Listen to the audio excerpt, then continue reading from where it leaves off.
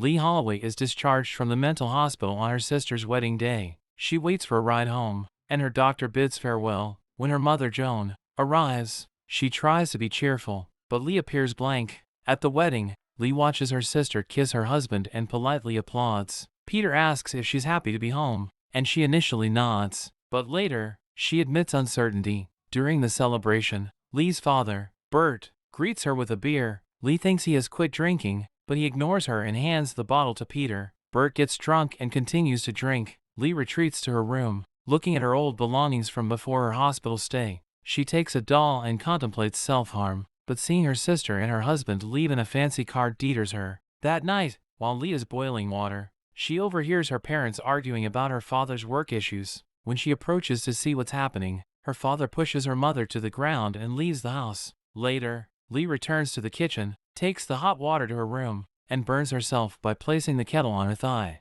Strangely, she smiles, seemingly enjoying her self-inflicted pain. The following day, Lee attends a typing class to showcase her exceptional typing skills. Her mother picks her up on the way home. During the ride, Lee recalls a past incident when Joan carefully concealed some knives upon her arrival. Lee finds her mother locking the knives on a shelf, explaining it's a precaution. Lee stares at her and then goes outside to dispose of the trash. In the trash can, Lee discovers her old needle and thread bag and decides to keep it. As she holds the bag, she also finds a newspaper page with job advertisements and takes that too. Back in her room, she examines the job listings and practices potential interview responses. The next day, Lee visits an address she spotted in the newspaper. Upon entering the office, she's surprised to find a woman who had left in tears, leaving the place in disarray. Despite the chaos, Lee forges ahead and eventually locates Mr. Gray in the office. He's gazing at a photo of a blonde woman before Lee's arrival. After introductions,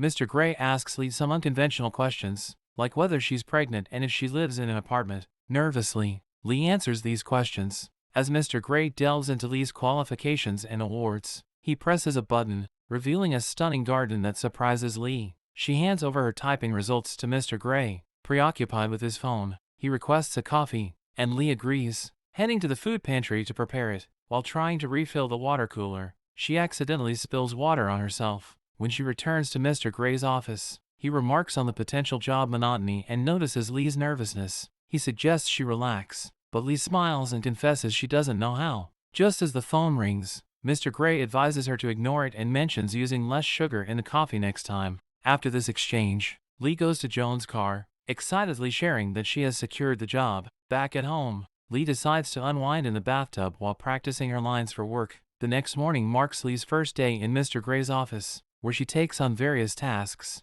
including running errands, organizing paperwork, sending documents, and handling multiple responsibilities. Later, she often watches Mr. Gray from his office as he tends to the garden's flowers. Eventually, she enters his room and leaves some donuts behind. Mr. Gray mentions that he has thrown away some notes, and Lee offers to search for them in the trash. Before leaving, the two of them share a long, silent gaze. As she delves into the trash, Mr. Gray curiously observes her from the window. When she finally finds the file, she returns to the office, only for Mr. Gray to dismiss her, claiming he had found a copy. Instead, he assigns Lee more tasks. Despite her efforts, Lee struggles to set a mousetrap with a chair. Mr. Gray began to review her work, and their eyes met again, locking onto each other until the phone rang at the front desk. Afterward, Lee tended to the injury that Mr. Gray had seen earlier. Feeling a bit embarrassed, she packed her things, and Mr. Gray observed her as she stood by the door before leaving. When her workday was over, Lee and Joan discussed Lee's first day,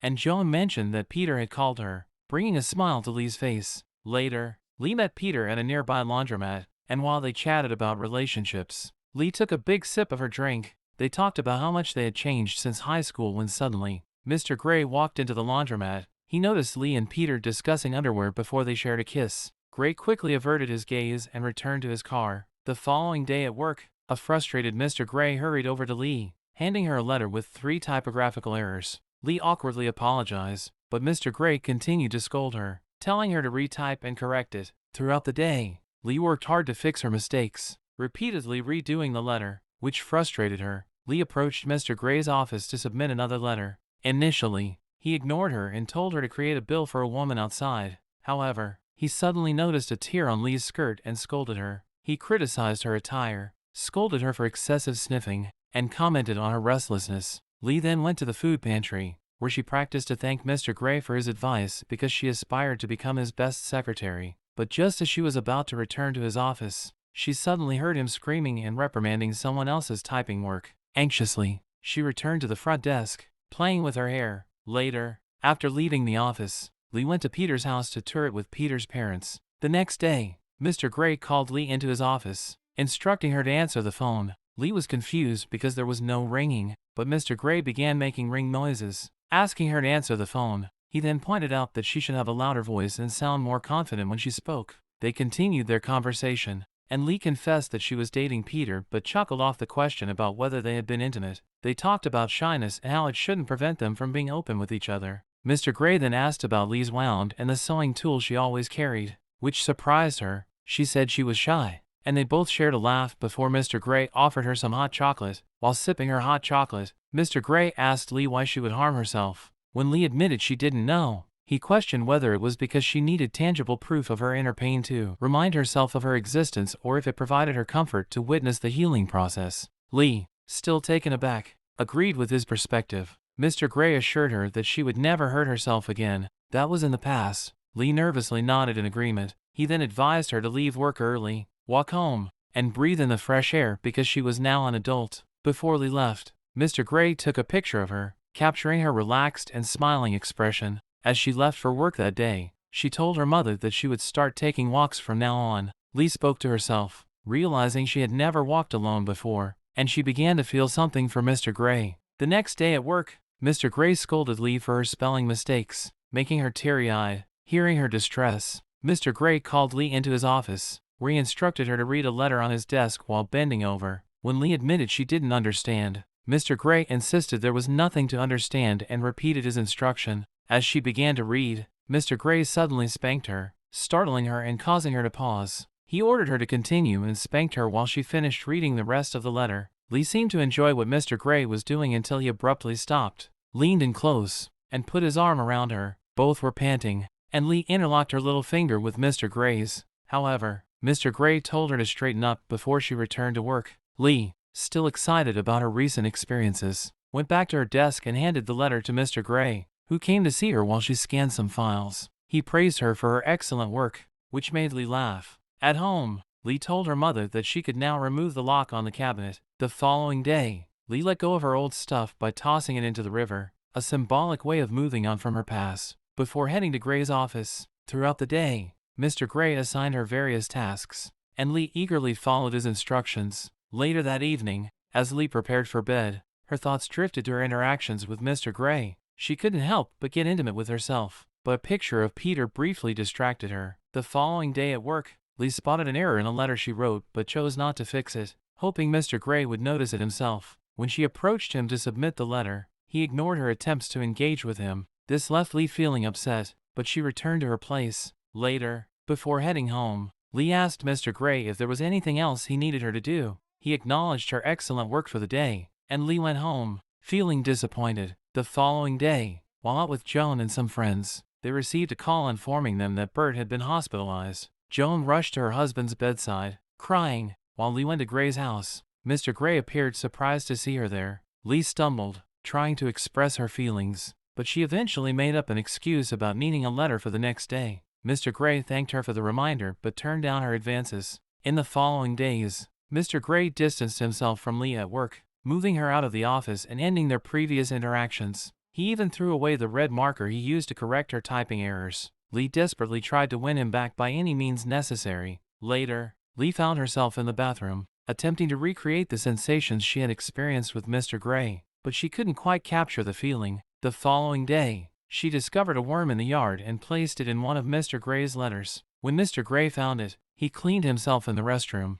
and Lee watched him eagerly. Later that day, Lee was in bed with Peter, but her thoughts kept returning to Mr. Gray. Even though she allowed Peter to be intimate with her, she still seemed unsatisfied. The following day, Mr. Gray found the letter with the worm and circled it with a red marker to point out her mistake. When Lee entered his office, she heard someone ringing the doorbell, but Mr. Gray told her to ignore it. He then ordered her to undress and bend over, surprising Lee, but she reluctantly went along with it, allowing Mr. Gray to touch her. After he finished, She returned to her desk, feeling puzzled but seemingly content with the encounter. Later, at a nearby restaurant, Lee listened to a recording about being submissive or dominant while Mr. Gray burned photos of her outside, watching them melt. The following day, Mr. Gray called Lee into his office and asked her the same questions he had during her job interview. Lee cooperated and answered all his questions. However, Mr. Gray told her that he liked her but couldn't have her work for him due to her behavior. Lee initially thought it was a game but realized he was serious when he handed her a letter with her severance pay. She left the office in tears, remembering the woman she had seen on the day of her interview. Her eyes filled with tears. In the following days, Lee pretended to go to Mr. Gray's office. Observing it from across the street, she saw the new secretary Mr. Gray had hired. Lee tried to explore other relationships to see if they could fulfill her desires, but eventually, she stopped and focused on helping her father. Peter proposed to her, and she agreed, not because she wanted to marry him but because she felt she had no choice. As she tried on a wedding dress, Lee suddenly removed the veil and stared at herself in the mirror. She rushed off, leaving the engagement ring on the table, and ran to Gray's office. There, she confessed her love for him, but Mr. Gray rejected her, stating that everything had been settled when he gave her the severance pay. He ordered her to place her palm on his desk and keep it there until he returned. Lee continued to wait for Mr. Gray in his office while he watched her from outside. Gray called Peter and informed him that Lee was in his office. He then reached into the office and was surprised to see Lee attempting to answer the phone with her mouth. Murmuring to himself, Gray admitted that he also had feelings for Lee. Inside the office, Peter entered, feeling disappointed. Lee told him to leave, claiming he was intruding. Confused, Peter asked what had happened, but Lee refused to remove her hand from the table. When Peter tried to move her hand, she screamed in anger, slapped and hurt him, then returned her hand to the table, insisting that she didn't want him and he needed to leave. The following day, despite visitors offering her advice, Lee couldn't sleep. She ignored the support of others and continued to stay in the office. Meanwhile, life outside the office carried on, including Mr. Gray, who stayed at home, thinking about Lee. On the third day of Lee's stay in the office, local news reporters covered the story outside, drawing people's attention. Later that night, Gray returned to the office, held Lee, and gave her coffee. As he saw her being taken out of the office and driven home, he breathed a sigh of relief. He carefully placed her on the grass, looking both happy and relieved, and then prepared a bathtub. Gray cleaned her gently, washing her and drying her with a towel. Afterward, he placed her on the grass to gaze at her body, carefully examining each of her scars. Lee expressed that it was the first time she truly felt beautiful. The next day, Lee asked Gray about his life as she kissed various parts of his body. She inquired about where he was born, and he told her he was born in Des Moines, Iowa. They shared more intimate moments as they started to resemble any other regular couple. Eventually, they got married and had their honeymoon in the mountains.